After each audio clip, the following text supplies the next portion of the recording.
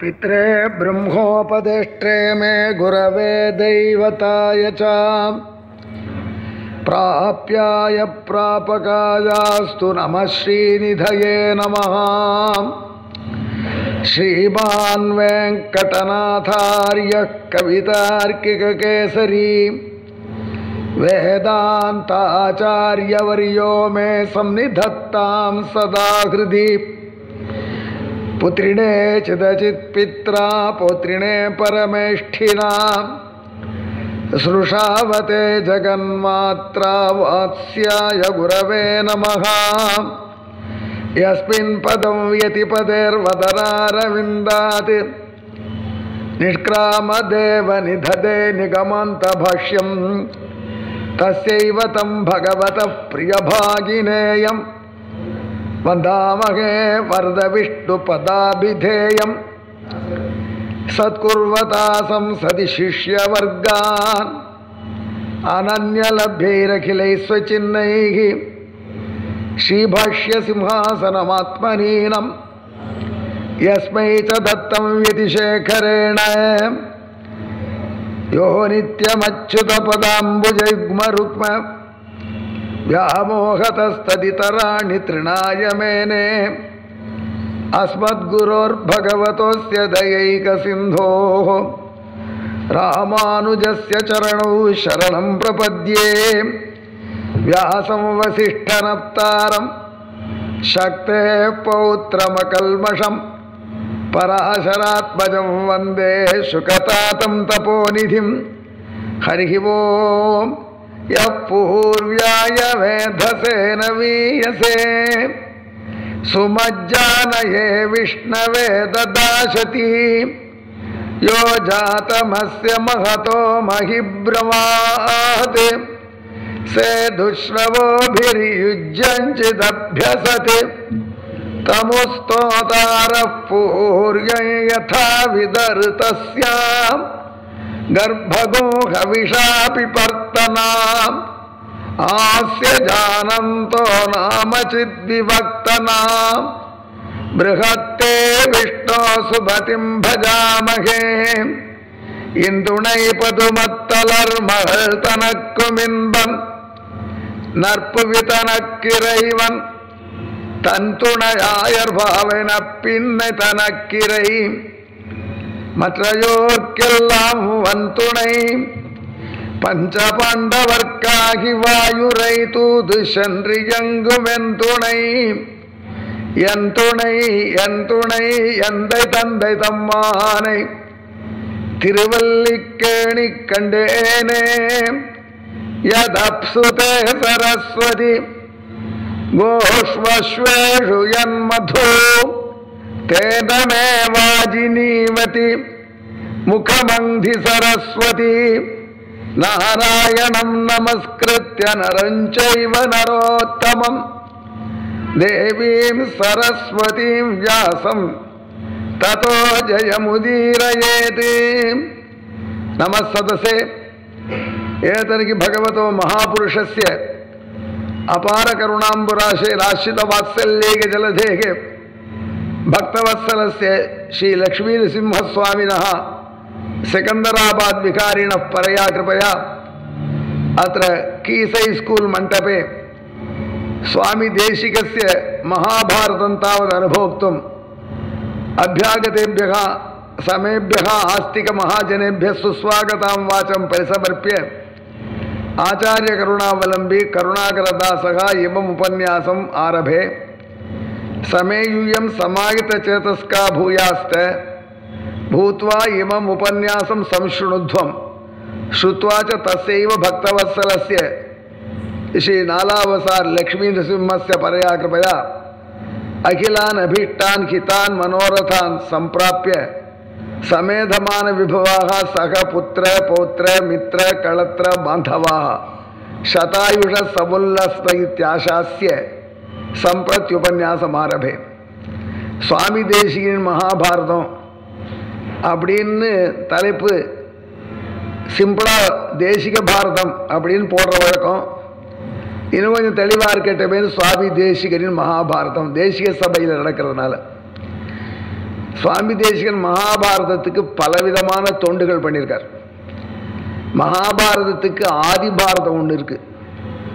அதாவது எல்லாத்துக்கும் இண்டிபெண்டன்ஸ் போராட்டம்னா அதுக்கு விதை சிப்பாய் கழகம்னு சொல்கிறோம் இல்லையோ, அந்த மாதிரி மகாபாரதத்துக்கு வேர் விதையான மகாபாரதம் ஒன்று இருக்கு. அந்த ஆதி பாரதத்தை சுவாமி தேசிகன் அற்புதமாக இலக்கியமாக படைச்சு கொடுத்துருக்கார். அதற்கப்புறம் மகாபாரத கதை முழுக்க பல பல சிக்கல்கள் மகாபாரதத்தில் உண்டு. ராமாயண உபன்யாசம் பண்ணுறது கொஞ்சம் ஈஸி.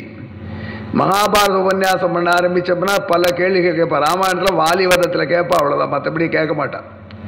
மகாபாரதத்தில் டெய்லி கேள்வி கேட்பான். ஆனால் ஒன்று, மகாபாரத உபன்யாசம் பண்ணால் ஜனங்கள் நிறைய வருவா, பெண்கள் வருவா. காரணம் என்னென்னா ஒத்தொத்தரும் அந்த திரௌபதி பட்ட கஷ்டத்தை தான் படுற மாதிரி நினைக்கிறான். ஆகையினால நிச்சயமாக கேட்பா.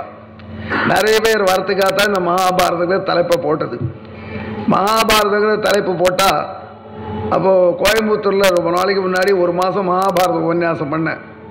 அப்போ துரசாமி நாயக்கர் ராமகிருஷ்ண கல்யாண மண்டபம் 1000 பேர் உட்காந்து கேட்பா. 1000 பேர் வந்தால் அவர் சொன்னார், முதல்ல மகாபாரதம் வேண்டாமே, ஏற்கனவே அண்ணன் தம்பி சண்டை குடும்பத்தில் இருக்குது, அதை வேற சொல்கிறீங்களே சுவாமி, வேறு டாபிக் சொல்லுவோங்களேன்னார். இல்லை இல்லை, இதை சொல்லுவோம்னா மகாபாரதம் நல்லதாகிடும், ஒத்துமையாகிடும்னு சொன்னேன். மகாபாரதம் சொன்னால் மெல்ல மெல்ல லேடிஸ், அதுவும் 30 நாள் உபன்யாசம், கார்த்தால திருப்பாவ ராத்திரி மகாபாரதம். பஸ் விடுவார், 2 பஸ்ஸு 3 பஸ்ஸெல்லாம் விட்டு ஜனங்கள் வந்தால் அதிசயம். அப்போ பிராத்தாக்கள் வராதிருந்தவாளும் வந்துட்டாங்க அதை கேட்கறது. மகாபாரதத்தோட சுவாமி தேசிகன் சாதாரண வேதாந்த விஷயத்தை சொல்லி வேதாந்த தேசிகனாக இருந்தாலும் ஜனங்களுக்கு மெசேஜ் போகணுங்கிறது ரொம்ப பாடுபட்டவர். நாம் ஒன்றும் தேசிகனுக்கு சரியானபடி கைங்கரை நாம் பண்ணலை. நாம் ஒன்று புரிஞ்சிக்கவே இல்லை.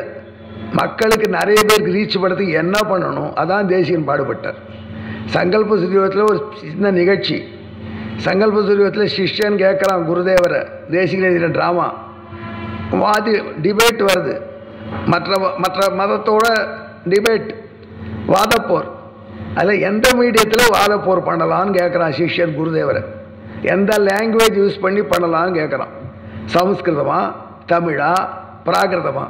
அதுக்கு குருதேவர் சொல்கிறார், எந்த லாங்குவேஜோ அவனுக்கு புரிய முடியாது சொல்லி திருத்தறதுக்கு பயன்படுத்து. லாங்குவேஜ் ஒரு மீடியம் தாங்கிற பெரிய மெசேஜை தேசிகன் காண்பிக்கிறார். ஆகையால் அவரும் அப்படித்தான் பண்ணியிருக்கார். தமிழில் எழுதினார், மணிப்புராளத்தில் எழுதினார், பிராகிருதத்தில் எழுதினார், சான்ஸ்கிரிட்டில் எழுதினார். அதே மாதிரி பாரத கதையினுடைய எசன்ஸு எங்கே டவுட் வருமோ அதை மட்டும் காண்பிச்சு ஹோல் 1,00,000 ஸ்லோகம் உள்ள மகாபாரதத்தை 103 ஸ்லோகத்தில் அருளி செய்திருக்கார். அதான் தேசிக பாரதம். ஆக்சுவலாக ஆதி பாரதம் மகாபாரதத்துக்கு முன்னோடியான பாரதத்தை அழகாக எழுதியிருக்கார். அதுவும் மகாபாரதத்திலே வருது. அப்புறம் மகாபாரத கதை முழுக்க சுருக்கி அற்புதமாக சாதிச்சிருக்கார். நீங்கள் நாளைக்கு கேட்க போகிறேன், நான் இன்றைக்கி ஆதி பாரதம் தான் சொல்ல போகிறேன். நீங்கள் எதுக்காக அப்படி பண்ணியிருக்கேன்னு கேட்டால் கொஞ்சம் எட்டி பாப்பா ஜனங்கள்ங்கிறதுக்காக ஒரு நாள் சான்ஸ் கொடுக்குறது நானும் பிளான் பண்ணியிருக்கேன் அனுபவத்தினால. இன்றைக்கே ட்ரம்ப் கார்டை இறக்கக்கூடாது, இன்றைக்கி ஆதி பாரதத்தை சொல்லுவோம். நீங்கள் சொல்லி இன்னும் கொஞ்சம் கூட பேர் வந்தால் ஒரு நாற்காலிலாம் எடுத்து போட்டு, நாற்காலி போட்டால் அப்புறம் ஷாமியானவே போடணும், அப்படி வரும்படியாக நீங்கள் இருக்கணும். அப்படிலாம் வந்திருக்கா. நானே இங்கே தேசியத்தில் திருப்பா உபன்யாசம் பண்ணியிருக்கேன். இதே கீசை ஸ்கூலில் 1987. அப்போ ஷாமியானா அப்பெல்லாம் கேட்பா, திருப்பாவுக்கு ஷாமியானா எக்ஸ்டெண்ட் ஆச்சான்னு கேட்பா. ஒரு ஷாமியானா போடுவா முதல்ல, அப்புறம் இன்னொன்று போடுவா, அப்புறம் இன்னொன்று போடுவா. அப்படிலாம் உபன்யாசம் நடந்திருக்கு. அடியேனும் பண்ணியிருக்கேன், பாக்கி இருந்திருக்கு அடியனுக்கு. ஆகையினால இப்போ 5 நாளைக்குள்ளே ஷாமியானா எக்ஸ்டெண்ட் பண்ணுற அளவுக்கு வராது போனாலும் நாற்காலிகள் போடுறலேன்னாவது நம்ம சேஷாத்ரி அன்கோ சாமி நாற்காலிக்கு என்னப்படுது அப்படின்னு திண்டாடுபடியாக பண்ணினா நன்னா இருக்கும். அதுக்காக தான் மகாபாரதத்தின் நாளைக்கு தொடங்குறதா வச்சுருக்கோம். இன்றைக்கி மகாபாரதத்தினுடைய ப்ரீஎம் ரன்னர், அதாவது ராமாயணத்துக்கு ஒரு சங்கேப ராமாயணம் உண்டு, மகாபாரதத்துக்கு ஒரு சங்கேப மகாபாரதம். ஆனால் வியாசர் பெரிய கவி, ரொம்ப அழகாக வச்சுருக்கார். அது அப்புறம் பார்ப்போம். அதுக்கப்புறம் மகாபாரதத்தில் உள்ள சரணாகதிகள், எத்தனை இடத்துல மகாபாரதம் சரணாகதியை சொல்கிறதுன்னு தேசியன் பெரிய பட்டியலே போட்டிருக்கார். அது மகாபாரதத்தில் உள்ள சரணாகதி கதைகள். அதுக்கப்புறம் மகாபாரதத்துடைய எசன்ஸ் என்ன சுவாமி, பகவத்கீதை தானே. அந்த பகவத்கீதைக்கு அற்புதமாக தானே விரிவுரை எழுதியிருக்கார். ராமானுஜர் எழுதிய உரைக்கு விரிவுரையாக தாத்பரிய சந்திரிகை, கீதார்த்த சங்கிரகம் தமிழில் அந்த கீதையை சுருக்கி காமிச்சிருக்கார். அதே மாதிரி ஆளவந்தாருடைய செய்த கீதார்த்த சங்கிரகத்துக்கு ஒரு வியாக்கியானம் பண்ணியிருக்கார். அப்படி மகாபாரதம் இன்னொரு போர்ஷனான பகவத்கீதை. அதே மாதிரி மகாபாரதத்தில் முக்கியமான சரித்திரம் ஹயக்ரீவருடைய வைபவம், அதையும் சுவாமி தேசிகன் வர்ணிச்சிருக்கார். இந்த 5 நாளில் உங்களுக்கு எவ்வளோ கிடைக்கிறதோ அவ்வளோ கேட்டுக்கோங்க. இப்போ நாம் ஆதி பாரதம் போவோம். ஆதி மகாபாரதம்னா மகாபாரதம் என்ன மெசேஜ் கொடுக்குறது? மகாபாரதம் முழுக்க தெரிஞ்சப்பறம் புரிஞ்சிக்க வேண்டிய முதல் மெசேஜ், பெட்டு கட்டாத, இந்த சூதாடாத, பெட்டு மட்டும் கட்டாத லைஃப்பில். அப்படி பெட்டு கட்டினாலும் ஏதோ சொத்து வரைக்கும் பெட்டு கட்டு, ஒன்னையே பெட் கட்டாது. தர்மராஜர் தன்னையே வச்சு இழந்தார், தன் மனைவி வச்சு இழந்தார், தன்னை களையப்படுறதுக்கும் காரணம் அது. ஆகையினால பந்தயம் வைக்கிறத முதல்ல அவாய்ட் பண்ணு. பந்தயம் வச்சாலும் சூழ்ச்சிக்காரனோட பந்தயம் வைக்காத, சகுனியோட பந்தயம் வச்சு மாட்டின்றார். ஃப்ராடு பண்ணுறவாள்கிட்டோட பந்தயம் வைக்காத, அப்படி பந்தயம் வைக்கிறச்சையும் ஒன்றை பணையம் வைக்காத. இப்படியெல்லாம் இன்னசென்ட்டாக யாராவது மாட்டின்னு விட்டாள்னா அவளை யார் காப்பாற்றுவா? தெய்வம் தான் பெயில் அவுட் பண்ணும். அதுதான் மகாபாரதம் சொல்கிறோம். அந்த மகாபாரத கதை மாதிரி ஒரு குட்டி கதை இருக்குது. அந்த கதையை தான் முதல்ல வியாசர் ரொம்ப இன்டெலிஜென்ட்டாக வச்சுருக்கார் மகாபாரதத்தில். அது யார்? வினதை என்கிற பெண். அவள் அடிமையானான். வாழ்க்கையில் நாம் யாருக்கும் அடிமை இல்லை அப்படின்னா என்ன ஞாபகம்? நாம் அடிமை யாருக்கும் இல்லை, ஒருத்தருக்கு தான் அடிமை, நாராயணனுக்கு தான் அடிமை. நாராயணனுக்கு அடிமையாக இருக்கிறது அடிமைத்தனம் இல்லை, அது இயற்கையாக ஏற்பட்டது. அடிமைத்தனம் என்பது மற்றவாளுக்கு நாம் அடிமையாக நிற்கிறது வந்தேரி, அது டைம் பாஸாக உண்மையாக அது கிடையாது. அவளுக்கெல்லாம் நம்மளை நாம அடிமையாக நினச்சிண்டு ஆகையினால அடிமைப்பட்டுட்டோம் அப்படின்னு வாழற வாழ்க்கை பயனில்லை.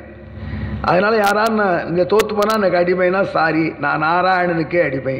அதெல்லாம் அந்த மாதிரி பெட் கட்ட வேண்டிய அவசியம் இல்லைன்னு சொல்கிற முதல் பக்குவம் வேணும். அது இல்லாமல் ஏமாந்து போனால் வினத்தை என்கிற பெண்மணி, அந்த வினத்தை வெகுளி அவளை சூழ்ச்சியினால் தோக்கடிச்சா அவளோட பெட்டு கட்டினவோ அவளை அந்த பெட்டில் அடிவத்திலிருந்து விடுவித்தார் கருட பகவான்.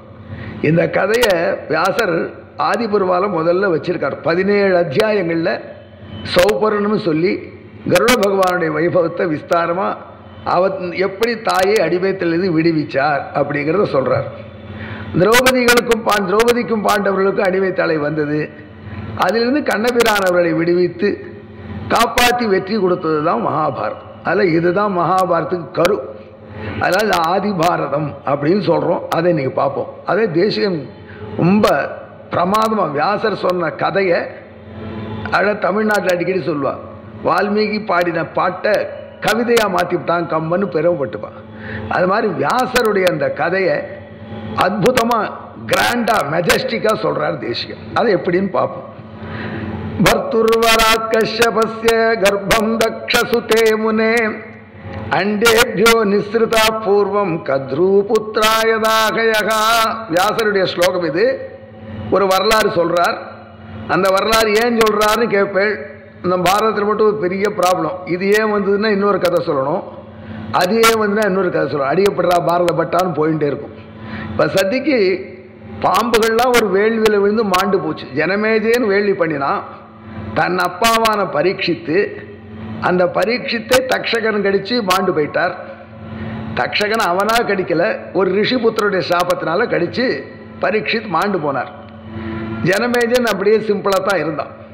சரி, அப்பாவுக்கு ரிஷிக்கிட்ட அபச்சாரப்பட்டான். ரிஷிக்கு இறந்து போன பாம்பை மாலையாக போட்டான். இவன் போன பொழுது வேட்டைக்கு போனார். எங்கள் அப்பா போன இடத்துல இந்த ரிஷியை பார்த்து தாகமாக இருக்கு தீர்த்த கொடுன்னு கேட்டார்.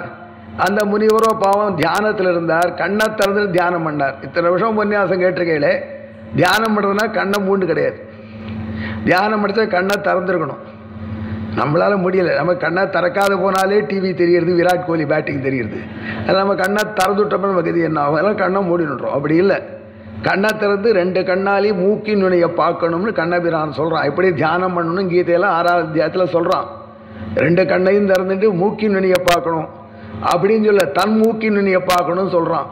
அது எதுக்கு தன் மூக்கின் நுனியன்னு சொல்லணும்? மூக்கு நுனி சொன்னால் போகிறாதுன்னா திருக்கல்ல நரசிம்மராகவாச்சார் சுவாமி சொல்ல, தன் மூக்கின் நுனினா ஆத்துக்காரி மூக்கின் நுனியை பார்த்துட்டு உட்காந்துருந்தான்னா தியானம் ஆகாதுன்னு அவர் அழகாக அந்த காலத்து ஜோக்கு. அந்த மாதிரி மூக்கின் நுனியை பார்த்துட்டு கண்ணை திறந்துட்டு தான் தியானம் பண்ணணும். மூக்கு நுனி தெரியும் நம்ம கண்ணுக்கு. அப்போ எதிரில் சிரலை தெரிகிற மாதிரி தியானம் பண்ணணுங்கிறான். அப்படித்தான் கண்ணை திறந்து தியானம் பண்ணிட்டு இருந்தார் அந்த ரிஷி. பரீட்சித்துக்கு அந்த இதெல்லாம் மறந்து போச்சு. அவனுக்கு தாகம், பசி. ரிஷி தீர்த்தம் கிடைக்குமான்னு கேட்டால் வாயை திறக்காமல் ரியாக்ஷனே இல்லாமல் இனர்ட்டாக ரிஷி இருக்கார். கண்ணை திறந்துட்டு இருக்கார். அதனால் ரொம்ப கோபம் வந்துடுது அவருக்கு. அதெல்லாம் என்ன பண்ண, இந்த பிராமணனுக்கு ஏதாவது செய்யணும்னு என்ன பண்ணலான்னு பார்த்தா கீழே ஒரு செத்த பாம்பு கிடந்து தன் வில் நுனிலாக எடுத்து அவர் மேலே மாலையாக போட்டு போயிட்டான். அவனுடைய ஆத்திரம் தெளிஞ்சு போச்சு. அப்புறம் ரொம்ப வருத்தப்பட்டான். போகிற வழியெல்லாம் என்ன தாப்பு பண்ணிட்டேன், அப்படி பண்ணலாமா, நான் பண்ணலாமா இந்த காரியத்தை? அர்ஜுனனுடைய பேரன், அபிமன்யுனுடைய பிள்ளை, கண்ணபிரானுடைய மருமானுடைய பிள்ளை, நான் அப்படி பண்ணினேனேன்னு வருத்தப்பட்டு ஊருக்கு வந்து சேர்ந்தான் ஹஸ்தினாபுரத்துக்கு. அந்த ரிஷியினுடைய புத்திரன் இந்த வரலாறு தெரிஞ்சுட்டு இப்படி பரீட்சை தப்பு பண்ணிட்டான்னு, எங்கள் அப்பாவுக்கு இறந்த பாம்பை மாலையாக போட்ட 7 நாளில் உன்னை தக்ஷாய்க்கு அடித்து மாண்டு போவான்னு செவிச்சு கொடுத்து. அதை ரிஷி அப்புறம் தெரிஞ்சுட்டு வருத்தப்பட்டு அவனுக்கு கம்யூனிகேட் பண்ணார். 7 நாள் தான் லைஃப் இருக்குது அப்படின்னு சொல்லிடுங்கன்னு. நாமளாக இருந்தால் 7 நாள் லைஃப்பில் என்னென்ன பண்ணணும்னு பிளான் பண்ணியிருப்போம். தோசை சாப்பிட்ணும், இட்லி சாப்பிட்ணும், பாம்பே அல்வா சாப்பிட்ணும், அவன் அசோக அல்வா சாப்பிட்ணும், இந்த மாதிரிலாம் மெனுவெல்லாம் கொடுத்து ஹிம்சை பண்ணுவோம். அவன் சொன்னான், ராஜ்யத்தில் தம் பிள்ளை ஜனமேஜனை பட்டாபிஷேகம் பண்ணி தகத்வலங் காயத விஷ்ணு காதாக, பாம்பு கடிக்கட்டும் எம்பெருமான் வைபவத்தை கேட்டுக்கிறேன்னு உட்காந்து பிராயோபவேசமானது கங்கைக்கரையில் சுகபிரம்மத்துக்கிட்ட பாகவதம் கேட்டு மோட்சத்துக்கு போய் சேர்ந்துட்டான். பாம்பு கடிச்சு ஜனமேஜன் டுக்கிட் ஆசிட்டிஸ். சரி, அப்பாவுக்கு சாபம் வந்துடுத்து போயிட்டார் அப்படின்னு ஜனமேஜன் தன்னுடைய ஆட்சி பீடத்தில் அமர்ந்து ராஜ்யம் புரிஞ்சுட்டு இருந்தான். அதோட மேட்ரு ஓவராக இருக்கும். ஆனால் அப்போ ஒரு விஷயம் நடந்தது. இந்த தக்ஷகன் கடித்து பரீட்சித் சாக வேண்டும்னு ரிஷிபுத்திரன் தான் சொல்லியிருக்கான். அந்த செய்தி எல்லாத்தையும் வாட்ஸ்அப்லாம் வந்துவிட்டு சும்மா இருக்குமா ஒரே நாளில் பரவிடுத்து. அந்த செய்தியை கேட்டான் ஒருத்தன், கஷ்யபன்னு ஒரு அந்தணன். அவன் கருட மந்திரத்தில் சூப்பர் எக்ஸ்பர்ட். அவன் என்ன பண்ணான், பரீட்சித்த தக்ஷகன் கடிக்கட்டும், நான் கருட மந்திரம் ஜெபிச்சு அவர் உயிர் மூட்டிடுவேன்னு தங்கள் ஊர்லேருந்து கிளம்பி வந்தான். அவன் கிளம்பி வர வழியில் ஒரு அந்தணனை பார்த்தான். எங்கே போகிறேன்னா 2 பேரும் பேசிட்டான். ஹஸ்தினாபுரம் போகிறேன்னா அவனும் நானும் தான் ஹஸ்தினாபுரம். அவன் வழிப்பு நடுவில் சந்தித்தா ரொம்ப நெருக்கமாயிட்டான். அந்தத்துக்கு போகிற ஹஸ்தினாபுரத்துக்கு அந்த பிராமணன் கஷ்யபனை கேட்டான், அந்த தக்ஷகன் வந்து கடிக்க போகிறான் நான் பரீட்சித்தை, நான் போய் அவர் பரீட்சித்தை ரெசரக்ட் பண்ணி உயிர் மீட்டிடுவேன், மீட்டின உடனே எனக்கு ராஜா ஏகப்பட்ட செல்வம் வந்துடுவான், ஏழ்மை போயிடும் அப்படின்னு தனக்கு கனவை சொன்னான் கஷ்யபன். கூட வந்து அந்தனா, ஏன் சுவாமி ஏதோ சின்ன பாம்பு கடிக்கிற மாதிரி பேசிட்டு தக்ஷகன் தான் கடிக்க போகிறது, தக்ஷகன் எப்பேற்பட்ட பயங்கர சர்ப்பம், அத்துலேருந்து இவரை மீட்டுடுவேன்னு சொல்கிறே, உனக்கு அவ்வளோ சாமர்த்தியம் இருக்கான்னு கேட்டான் கூட வந்த பிராமணன். என்ன பெரிய தக்ஷகன், என் கருட மந்திர உபாசனை அதெல்லாம் தூக்கி அடிக்கும்னு சொன்னான் கஷ்யபன். நிஜமாவான்னு கேட்டான். ஆமாம், எனக்கு என்ன கவலைன்னா, யாரோட பேசுகிறேன்னு தெரியுமான்னு கேட்டான் வந்த அந்தன. என்ன சுவாமி யார் நீ? நான் தான் தக்ஷகன். தானே சிக்கல், நான் தான் தக்ஷகன். ஐயோ தெரியா பேசிட்டேன், விடுவேலை மாதிரி ஓடலவன் கஷ்யபன். சரி, எனக்கு என்ன கவலை, நான் நீ வா போவோம், கடி, நான் மீட்டு விடுறேன். தக்ஷகன் பார்த்தேன், இவ்வளோ கான்ஃபிடண்ட்டாக இருக்கானே இந்த பிராமணன், நாம் போய் கடித்து பரீட்சித் மாண்டு போகாது இப்போ புழைக்க வச்சுட்டான்னா அப்புறம் கருணாகரன் தேசிய சேவையில் கதை சொன்னான்னா தக்ஷகனுக்கே மதிப்பு போயிடும். ஆகலாம் இந்த ஆளை முதல்ல கிளியர் பண்ணிடணும்னு தீர்மானிச்சோம். அதனால் சொன்னால், நீ நிஜமாகவே அப்படி கடிச்சு மீட்டுருவியா, டெஸ்ட் பண்ணி பார்க்கலாமான்னா பண்ணி பார்க்கலாம். எங்கே இது ஒரு மரம் இருக்குது, இந்த மரத்தை நான் கடிக்கிறேன், பச்சை பசையல்னு மரம், நான் பல்ல போட்டேன்னா அப்படியே வாடி வதங்கி சுருங்கி விழுந்துடும், மறுபடியும் இதே மாதிரி களையும் கோப்பமாக வரவழைக்க முடியுமா ஒன்றால்? ஓ சரி அப்படின்னா அந்த மரத்தை கடித்தான் தக்ஷகன். ஆனால் ஒரு பெரிய பாயிண்ட்டு தக்ஷகரும் கவனிக்கலை, காஷ்யபரும் கவனிக்கலை. அந்த மரத்தில் கிளையில் ஒரு பிரகஸ்பதி தூங்கிட்டு இருக்கான், விறகு வெட்டி. மரக்கிளையில் யாரோ தூங்குவாளோ, மரக்கிளையில் தூங்கினவன் எப்போ எழுந்திருப்பான்னு ஒரு கேள்வி. மரத்து மேலே படுத்து தூங்கினவன் எப்போ எழுந்திருப்பான்? ராமன் சுக்ரீவனுக்கு சொல்கிறார், சுக்ரீவா, பதவியில் இருக்கிறவன் தப்பு செஞ்சால் எப்போ தெரியும்னா பதவி போன அப்புறம் தெரியும். மரத்து மேலே படுத்தவன் கீழே விழுந்த அப்புறம் தான் முழிச்சுப்பான். அதே மாதிரி ஆனால் அவன் மரத்தோடையே விளையாடினவன், அதனால் மரத்தில் ஆனவன் தூங்குறான். இது தக்ஷகன் கடிக்கிறாங்கிறத தான் புஷ்ரு பாம்பு வருது, மரத்தை கடிக்கிறான், முழிச்சுட்டான். அவனுக்கு ஒன்றும் மன முடியல, அவனும் சேர்ந்து கருகி போயிட்டான்.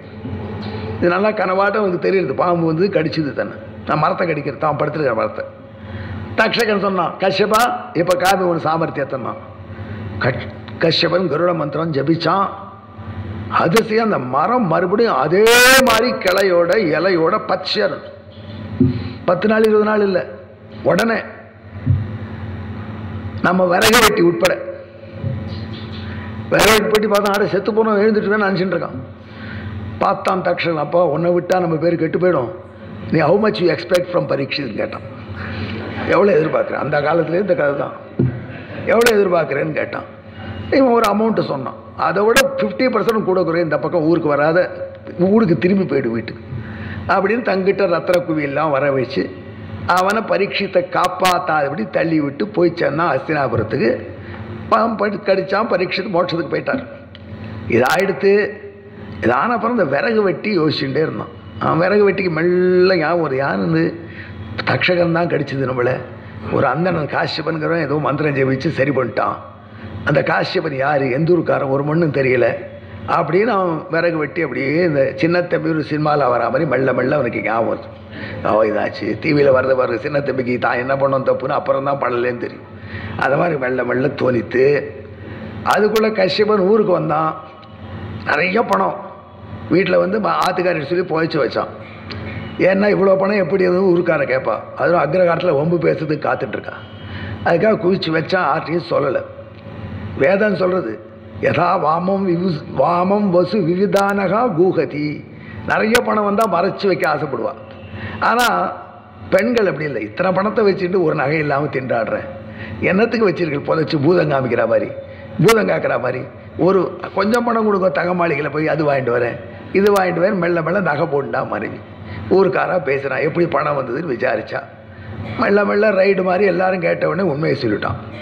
ஊர்க்காரெல்லாம் சொன்னான், படுவாவி, பணத்தாசைப்பட்டு மகாபாகவதன் உயிரை காப்பாற்றாத விட்டனி, அதெல்லாம் ஒன்றா எங்கள் ஊர்லேருந்து பிரஷ்டம் பண்ணிவிட்டான், வெளில போன்னுட்டான், அவுட்லாம் போன்னு தள்ளி விட்டான். இந்த பாபத்துக்கு என்ன பிராயஷ்சித்தம் அப்படின்னு அப்புறம் கேட்டு அவன் திருவேகடமலைக்கு வந்து சுவாமி புஷ்கரில் கோனையில் தீர்த்தாவாடி அந்த பாவத்தை போக்கடிச்சுண்டான்னு வெங்கடாஜல மகாத்மியத்தில் பின் வரலாறு வருது. சரி, இப்போ இத்தனை எதுக்கு சொன்னோம்? அந்த தக்ஷகன் கடித்து மாண்டு போனான். ஆனால் அது தக்ஷகன் ரிஷி சாபத்தினால மட்டும் ஆகலை மகாராஜா. தக்ஷகன் உங்கள் அப்பாவை எப்படியா அழிக்கணும்னு வெஞ்சங்கட்டி உங்கள் அப்பாவை காப்பாற்ற வந்தவரை வரவிடாத படிவிட்டான். அதில் தக்ஷகனை ஒழிக்காத வரைக்கும் ராஜா வருது என்ன பயன்னு அவன் அண்ணா உசுப்பி விட்டான் ஜனமேஜனை, பரீட்சித் பிள்ளை. உடனே ஜனமேஜன் சர்ப்பயாகம், பாம்புகளை ஒழிக்கிற வெள்ளி பணத்தை உடைக்கணும்.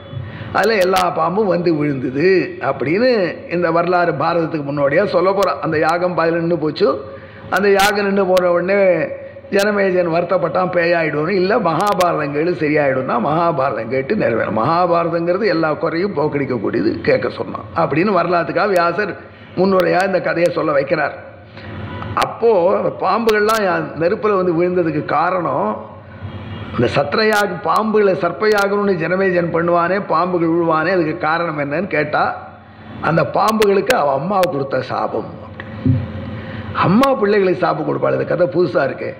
அந்த கதையை விளக்கமாக சொல்லணும். அந்த விளக்கமாக சொல்ல வரைச்சே தான் இப்போ மகாபாரதனுடைய ஆதி பாரத கதை வரும். பாம்புகளுக்கு தாய் கத்ரு, கத்ருவனுடைய சகோதரி வினதை. கத்ரு வினதை 2 பேரையுமே கஷ்யபர் கல்யாணம் பண்ணார். கஷ்யபருக்கு மட்டும் ஏகப்பட்ட மனைவிகள், ஏகப்பட்ட பிள்ளைகள். அதெல்லாம் இன்னைக்கு கூட யாருக்கான எனக்கு கோத்திரம் தெரியலன்னா கஷ்யப கோத்திரம்னு சொல்லுன்ட்டான். பெரிய கேட்டு வர்றார், கோத்திரம் தெரியலன்னா என்ன பண்ணுறதுன்னு கேட்டார் வாத்தியார். சுவாமிக்கு கோத்திரமே தெரியலையா, ஆனால் அவள் அப்பா அபிவாதியை சொல்லிட்டு இருந்தார், இவன் சொல்கிறதில்ல. அபிவாதியை ஒருத்தரை சொல்லலைன்னா நிச்சயமாக சந்தியாவந்தனம் பண்ணலேன்னு தெரிஞ்சு போச்சு இல்லையா? தினம் 3 தடவை சந்தியாவந்தனத்தை அபிவாதியை சொல்லி ஆடுமே. பிராத சந்தியா, மாத்தியானிகம், சாயம் சந்தியா. அப்போது அபிவாதையை சொல்லியிருந்தான்னா மறக்கிறதுக்கு வழியே இல்லை. அதுதான் அபிவாதனை கிடையாது. அதுக்கப்புறம் தர்ப்பணம் பண்ணினாலும் அபிவாதனம் உண்டு, அதுலேயும் பண்ணலைன்னு தெரியுது. அபிவாதினை நுற்றுவா சொல்லாதவா இதெல்லாம் பண்ணலைங்கிறதுக்கு வேறு ப்ரூஃப் வேண்டாம், லிட்மஸ் டெஸ்ட் இது. ஆனால் இவன் இந்த அபிவாதியை சொல்லும்பொழுது அவன் அப்பா போயிட்டால் சொல்லி வைக்கல, கோத்திரம் என்னன்னு தெரியாது, புனல் போடல, போயிட்டார் சுவாமி, எனக்கு கோத்திரமே தெரியலன்னா என்ன பண்ணுறதுனா கஷ்யப கோத்திரம்னு சொல்லுன்ட்டார். ஏன்னா பூமியில் உள்ள எல்லா பூமியும் அவருடைய சொத்து. பூமிக்கே காஷ்யபின்னு பேர். கஷ்யபருடைய சொத்து பூமியை. அதில் கஷ்யபருடைய குழந்தைன்னு சொல்லணும். ஒரு சொல்யூஷன் கொடுத்த எல்லாத்துக்கும் நம்ம வைதிக மதத்தில் ஒரு சொல்யூஷன் உண்டு. ஏமாந்து போயிட்டேன், மறந்து போயிட்டேன்னா அதுக்கு என்ன பிராயசித்தம்? கோத்திரமே தெரியலையா, கஷ்யப கோத்திரோத்பவசியம் சொல்லு. அப்பேற்பட்ட கஷ்யபருக்கு பல மனைவிகள். அதில் வினத்தை, கத்ரு என்று 2 மனைவிகள். அந்த குரூப்பில் தீதி அதித்தி எல்லாம் அவன் மனைவி தான். இது 2 ஒரு பேர். இவா 2 பேரும் மகரிஷியை கல்யாணம் பண்ணி கொடுத்த நடத்தினா. அவள் 2 பேர் தங்களுக்கு குழந்தை வேண்டும் என்று மகரிஷிக்கிட்ட ஸ்பெஷல் வரம் கேட்டா. கஷ்யபர் வினத்தை கத்ருவை கேட்டார். முதல்ல உனக்கு எவ்வளோ என்னம்மா வேணும், எப்படிப்பட்ட குழந்தை வேணும்? அவள் சொன்னால், எனக்கு கணக்கில் அடங்காத குழந்தைகள் வேண்டும், அந்த குழந்தைகளுக்கு உலகமே நெடுங்கணும், அப்படிப்பட்ட குழந்தைகள் வேண்டும் கேட்டான். அப்படியா, சரி அப்படின்னு அனுகிரகம் பண்ணினார். வினதையை கேட்டார், உனக்கு என்ன வேணும்? வினதை சொன்னால், கணக்கில் அடங்காதெல்லாம் வேண்டாம், சத்தா 2 குழந்தை போதும், 2 குழந்தை. ஆனால் அந்த 2 குழந்தையும் இவ குழந்தைய விட பலவான்களாக இருக்கணும், அவ்வளோதான் வேண்டி. சரின்னு விட்டார் பாரு. அண்டேபியோ நிஸ்ருதா பூர்வம் கத்ரு புத்திராகாயதாகயகா. அப்போது முட்டைகள் கொடுத்தார். வினதைக்கு 2 முட்டை கொடுத்தார்.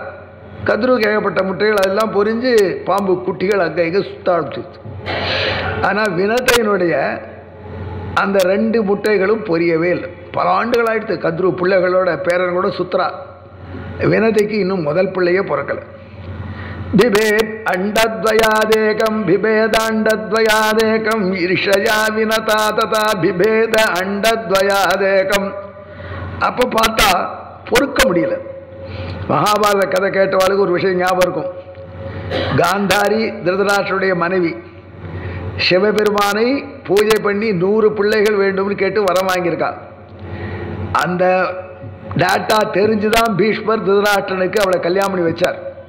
ஏன்னா வம்ச விருத்தி நிச்சயமாக நடக்கும், 100 பிள்ளைக்கு தாயாக போகிறான்னு. ஆனால் வேற மாதிரி பகவான் விளையாட்டுருக்கு, அவளுக்கு தெரியலை. அப்பேற்பட்ட காந்தாரி 100 பிள்ளைகளும் கருவில் சுமக்கிறா. அதே சமயத்தில் வனவாசம் போயிட்ட பாண்டுவனுடைய மனைவி குந்தி அவோ தர்மபுத்திரரை பெத்துட்டான்.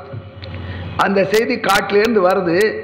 காந்தாரிக்கு பொறுக்கலை, இன்னும் நமக்கு குழந்தை பிறக்கலையே அப்படின்னு பொறாமையில காந்தாரி தன் வயத்தை குத்தினா அபார்ஷன் ஆயிடுது. கீழே ஒரே பெரிய முட்டை தான் வந்து விழுது. காந்தாரி சிவபெருமான் கொடுத்த வரம் பொய்யாயிடுதுன்னு கதறின்னு இருந்தா. வியாச பகவான் வந்தார். அவர் கருணையோட 100 குடுவை கொண்டு சொல்லி 100 குடுவில் நெய்யை குத்தி அந்த அண்டத்தை பிட்டாக பீஸாக அதில் போட்டார். அதான் டெஸ்ட் டியூப் பேபியினுடைய அவதாரம். வியாசர் பண்ண டெஸ்ட் டியூப் பேபி சமாச்சாரம் எல்லாத்தையும் வரிசையாக போட்டார். இன்குபேட்டரில் வச்சார். அத்தனையும் வச்சுட்டு அப்படி 100ஆக பிரிக்கிறச்சு காந்தாரி நல்லா கேட்டா, சுவாமி எனக்கு ஒரு பொன் குழந்தை வேணும், எல்லாம் பிள்ளையாக இருக்குங்கிறா. பொண்ணு தான் நம்ம இறந்து போகிறோம் அழுவாளாம், மற்ற பிள்ளை அழமாட்டானா. போய் சேர்ந்தார், நிம்மதின்னு இருப்பான் போல். பொண்ணு தான் அப்பா போயிட்டாரு அழுவா. அதெல்லாம் அழறதுக்கு ஒரு பொண்ணு வேணும்னா சரின்னு சொல்லி ஒரு பொண்ணு ஏற்பாடு பண்ணி 101 பிரித்தார். பின்னாடி வரலாறு. அந்த பொறுமை, ஈஸ்வரனுடைய அனுகிரகம் வர வரைக்கும் பொறுக்கணும். அந்த பொறுமை இல்லாமல் தான் லைஃப்பில் நம்ம பல தப்பு செய்கிறோம். காந்தாரி அந்த பொறுமையின்மையினால் செஞ்சா, வினதையும் அந்த பொறுமையினால் செஞ்சான். எல்லாம் சரித்திரம் கேட்குறோம், ஆனால் சமயத்தில் மறந்து போகிறது தான் நம்ம கட்டம். அதுக்கு தான் அடிக்கடி கேட்டுட்டு இருக்கணும். அதை வினதை என்ன செஞ்சா, அந்த ஒரு முட்டையை பொரிச்சா அதில் அண்டர் டெவலப்டாக இடுப்புக்கு கீழே இன்னும் வரல, அப்படி குஞ்சு வந்தது பறவை. விபேதாண்டத்வயாதேகம் ஈர்ஷயா வினதா ததா அபூர்ணாண்ட வினிர்பேதாத் அனூரு அருணோ பவதி. அவனுக்கு தொடை மேலே டெவலப் ஆகலை, அப்படிப்பட்ட குழந்தையா வந்து பிறந்தான். பிறந்த உடனே உன்னுடைய தப்புனால ஹேண்டிகேப்ட் ஆகிட்டேன், இந்த மாதிரி பண்ணுறிய நீ அடிமையாக போன்னு செபிச்சான்.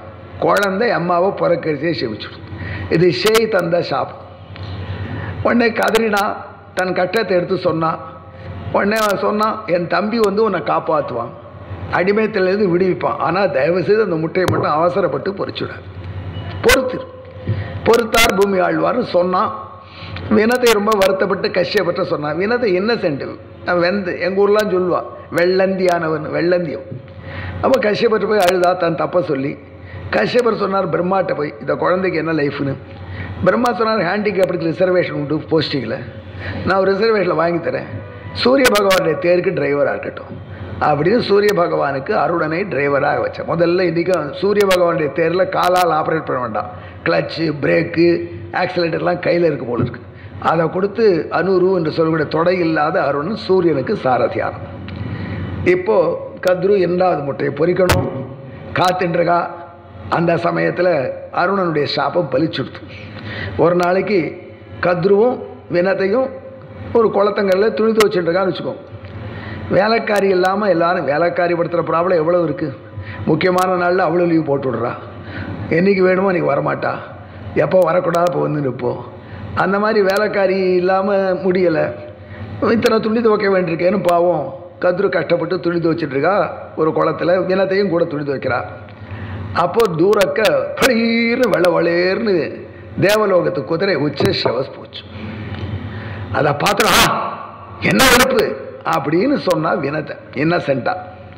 ஸ்வேதயேவஸ்வராஜாயும் கிம்வாத்வம் மன்யசே சுபே.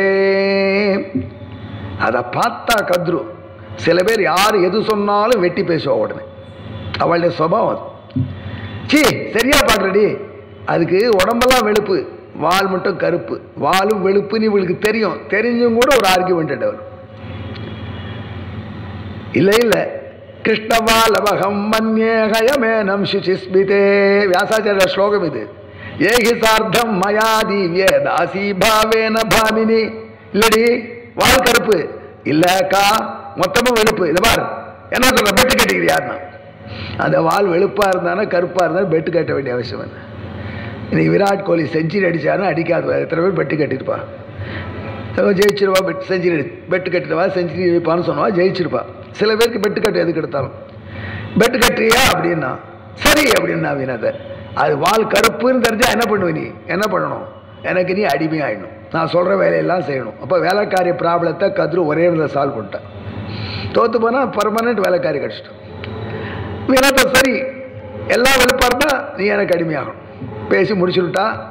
அன்றைக்கி சாயங்காலம் நாளைக்கு இதே டேட்டத்தை குதிரை இங்கே வரும், டெய்லி அந்த ரொட்டி அது வரும், அது அதெல்லாம் இங்கே இருக்கலாம், நாளைக்கு பார்ப்போம் அப்படின்னு சொல்லி முடிவு பண்ணிட்டா. கத்ரு வந்தா, அதுக்கு தெரியும் அந்த குதிரை எல்லாம் வெளுப்புன்னு நல்லா தெரியும். ஆனால் நாளைக்கு தோற்று போயிட்டா அடிமை ஆகிடுவோமே, ஜெயிச்சுட்டா ஃப்ரீ அடிமை கிடைப்பாளே. அதுக்காக தன் பிள்ளைகளை கூட்டா, பாம்புகளை கருணாகங்களை, நீங்கள்லாம் அந்த குதிரையினுடைய வாலில் சுற்றிக்கோங்க. தூரக்கேர்ந்து பார்த்தா வால் கருப்பாக தெரியும், நான் ஜெயிச்சுடுவேன், உங்களுக்கு பர்மனெண்ட்டாக வேலைக்காரி கிடைக்கும். தான் மகாபாரதம் புரியறதா. சகுனி சூழ்ச்சி, கத்ரு சூழ்ச்சி, வினத்தை மாட்டிக்கிறா தர்மராஜர் மாதிரி. இதுதான் மகாபாரதத்துக்கு கரு. இதை முதல்ல வியாசர் சொல்கிறார். இதே மாதிரி ரிப்பீட் ஆகுது, ஹிஸ்டரி ரிப்பீட்ஸ் அப்படின்னு காண்பிக்கிறார். மறுநாளைக்கு இந்த மாதிரிங்கெல்லாம் வாழை கட்டிக்குவோன்னு சொன்னான். சில பிள்ளைகள் மறுத்தன, அம்மா இப்படி ஃப்ராடு பண்ணி ஜெயிக்கக்கூடாது. எங்கள் ஊரில் நாங்கள் அடிக்கடி ஒன்று சொல்வேன், எத்தனை நாவல் எழுதினாலும், கல்கியாகட்டும் சுஜாதா இருக்கட்டும், யார் எழுதினாலும் அத்தனை நாவலும் மகாபாரதத்திலேருந்து வந்த நாவல் தான். எப்படியோ அப்படி இப்படி அட்ஜஸ்ட் பண்ணால் இன்னொரு கதை வரும். அப்போ திட்டங்கள் தீட்டினாலும் அப்படித்தான். யாரோ ஒரு திரைப்படம் பார்த்தார், அந்த திரைப்படத்தில் ஒரு கோழி அடுத்த வீட்டு கோழியை திருடின்னு வந்துட்டா. திருடின்னு வந்து அதுக்கு மெல்ல மெல்ல கருப்பு சாயம் பூசுறா, என் கோழி இதுன்னு சொல்கிறது. அது எங்கேருந்து கற்றுண்டாந்தம்மா, நான் மகாபாரத்தில் கத்ரு பண்ண வேலை. அதுக்காக வாழெல்லாம் கருப்பு பாம்பை சுத்த சொல்கிறேன். இந்த கருப்பு பாம்பு சுற்றிக்கணும்னு சொன்னால் இந்த மாதிரி ஃப்ராடு பண்ணக்கூடாதுன்னு சில பாம்புகள் மறுத்தவாறே வினதைக்கு வெற்றி கூடாது, தோல்வி வேணும்னு ஆசைப்படுற கத்ரு கோபம் கொண்டு பாரு, அம்மா சொல்கிறத கேட்கல, அதெல்லாம் நீங்கள்லாம் பிற்காலத்தில் ஜனமேஜனும் பாம்பியாக பண்ண போகிறான், அதில் விழுந்து மடிந்து போவீர்கள் செபிச்சா. இது தாய் தந்த சாபம். சேய் தந்த சாபம் பார்த்தேளா, அம்மா அடிமையாக அருணை செபிச்சுட்டு போயிட்டான். இப்போ தாய் தந்த சாபம், நீங்கள்லாம் யாகத்தில் சத்திர யாகத்தில் போய் வீண்டும் மாந்து போயிடுவீர்கள். அதை பார்த்தா சில பாம்பு அம்மாவோட எதுக்கடா வம்புன்னு சில பேர் கொடுக்கூட நாங்கள் ஒத்துக்கிறோம், வாலில் சுற்றிக்கிறோன்னுட்டா.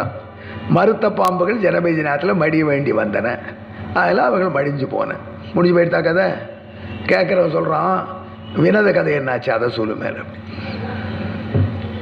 தேடாம் து பகவான் சேஷகா கத்ரூம் தியக்த்வா மகாயசாகா. அதில் வினத்தை கத்ருனுடைய பிள்ளைகள்லாம் ஆதிசேஷன். அவர் அம்மா உனக்கு நமக்கும் ஒத்து வராது, நீ ஃப்ராடாக இருக்க, நான் போகிறேன் நாராயணர் குறித்து தபஸ் பண்ணி அவருக்கு வாகனமாக இருக்கேன் படுக்கையாக இருக்கேன்னு போனார். ஆதிசேஷன் பகவானுக்கு படுக்கை ஆயிட்டார். இந்த சமயத்தில் ரெண்டாவது அடிமையாக ஆயிட்டா, தவிக்கிறா, வேலை செய்கிறா. ஏன்னா பாம்புகள் வாழை சுற்றிண்டு இவளுடைய தோல்வியை ஊர்ஜிதம் பண்ணிடுத்து. வெள்ளை இன்னசென்ட்டாக இருக்கக்கூடிய வினத்தை பணிவிட செய்கிறா, கதறா, கண்டபடி வேலை வாங்கிறது. பாம்புகளும் சரி பாம்புகளுடைய தாயும் கஷ்யவற்றை போய் கதறினான், ஏம்மா இப்படி பெட்டு கட்டிண்ட, கவலைப்படாத, அவன் சாபம் பிள்ளை கொடுத்த சாபம், நீ அடிமையாக இருக்க, ரெண்டாவது முட்டை பொறிஞ்சு உன்னை காப்பாற்றும், பொறுத்திருன்னு சொல்லிட்டார். கட்டுண்டோம் பொறுத்திருப்போம்னு கட்டப்பட்டு இருக்கா வினத்தை. அந்த சமயத்தில் இரண்டாவது முட்டை பொறிச்சு. பொறிஞ்சா ஒரே தீப்பொறி, பிரளயகால நெருப்பு வந்த மாதிரி இருந்தது. அதை கண்டு தேவர்கள்லாம் பதறி ஓடி வந்து அக்னி பகவானே நீ ஏன் இப்படி கோபிச்சுக்கிற, இந்த மாதிரி வடிவம் எடுத்துன்னு அக்னிகிட்ட கேட்டா அவன் ஐயோ நெடுக்கிறேனே எனக்கும் பயமா இருக்கு அப்படின்னா, பின் என்ன சமாச்சாரம் எங்கிருந்து பிழம்பு வருது பார்க்கலான்னு அக்னி அழிச்சிட்டு வந்தா. அப்போ ஸ்தோத்திரம் பண்ணினார்கள் என்பதாக வியாச பகவான் வரலாறு. அதை நம்ம சுவாமி தேசிகன் மெஜஸ்டிக் சான்ஸ்கிரிட்ல சொல்றாரு பாருங்க.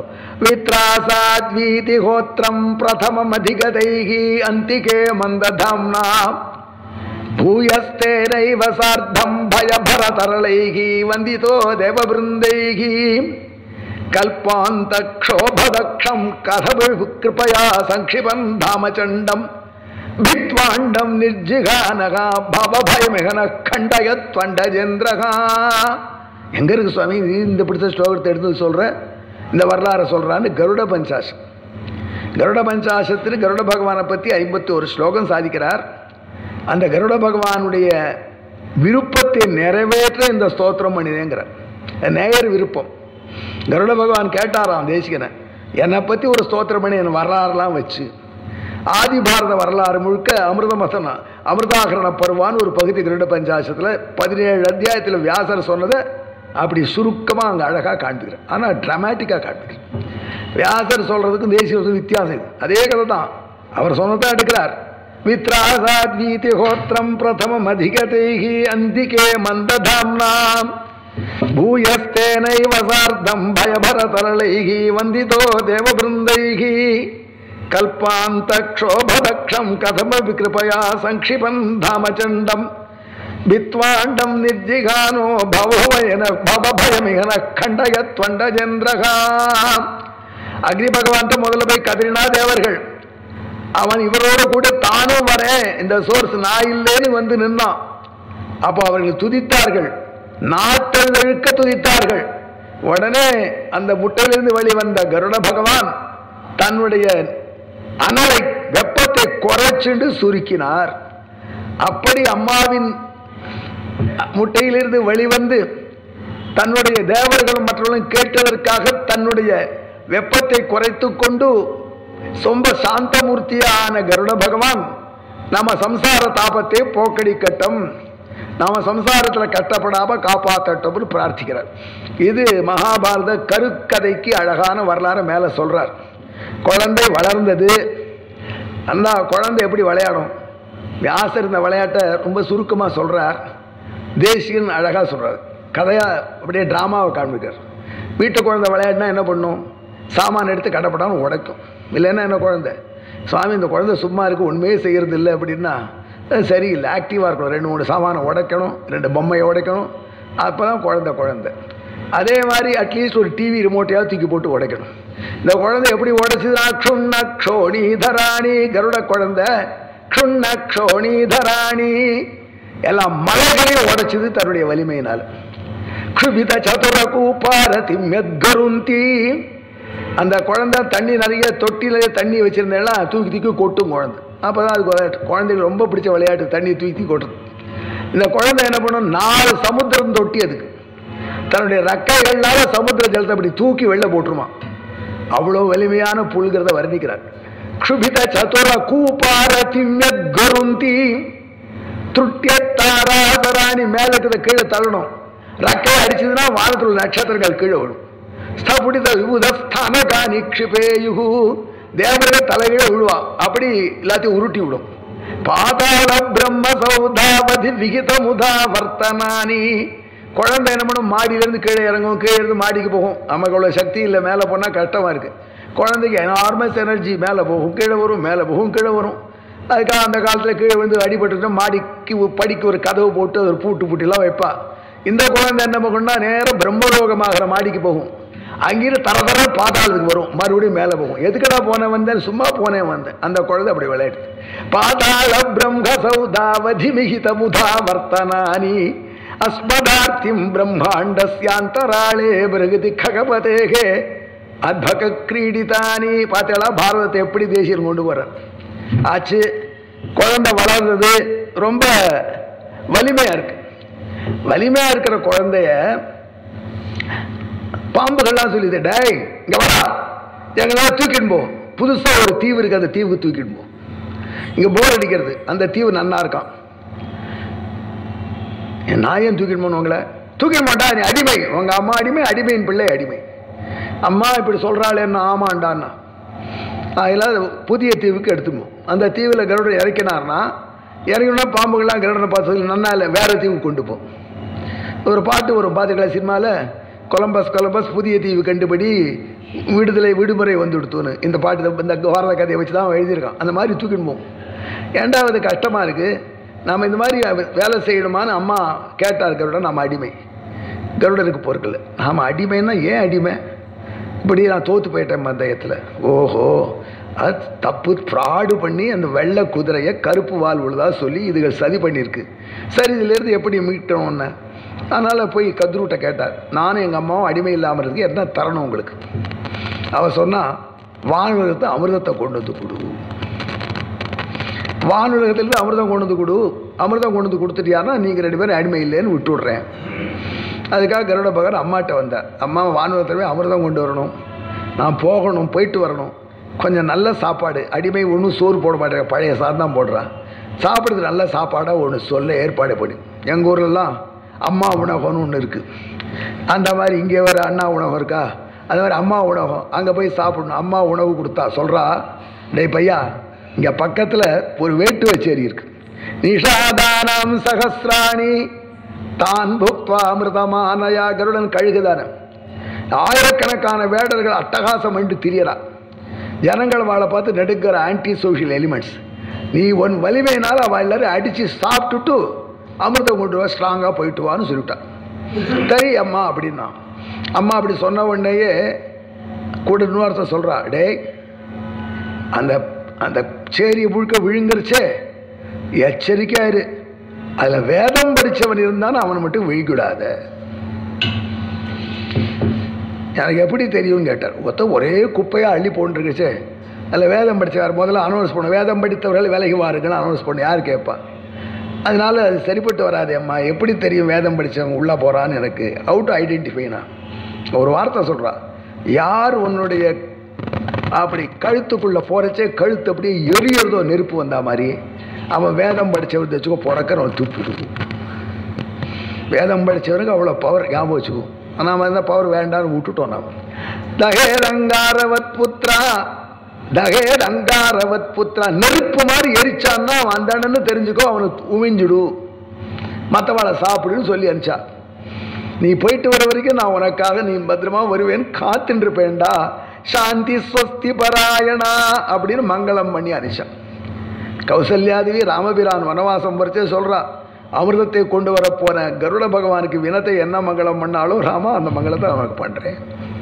அந்த தாய்மை அப்படியே கதர்னு சொல்கிறா, என் மங்களம் சுபர்ணஸ்ய வினதா கல்பயத் புரா அமிர்தம் பிரார்த்தயானஸ்ய தத்தே பவது மங்களம் என்று வால்மீகி பகவான் இந்த வரலாறு அப்படியே நெஞ்சுருக சொல்கிறா, கௌசல்யன்னு சொல்கிறார். உடனே கருட பகவான் சரின்னு கிளம்பினார். கிளம்புறச்சே அந்த குழந்தைக்கு தாயார் என்ன சொல்லி அனுப்பிச்சா, எப்படி அனுப்பிச்சா அப்படின்னு வியாசர் சொல்கிறத ஒரே ஸ்லோகத்தை கண் முன்னாடி அற்புதமான நாடகமாக காண்பிக்கிறார் சுவாமி தேசிகன்.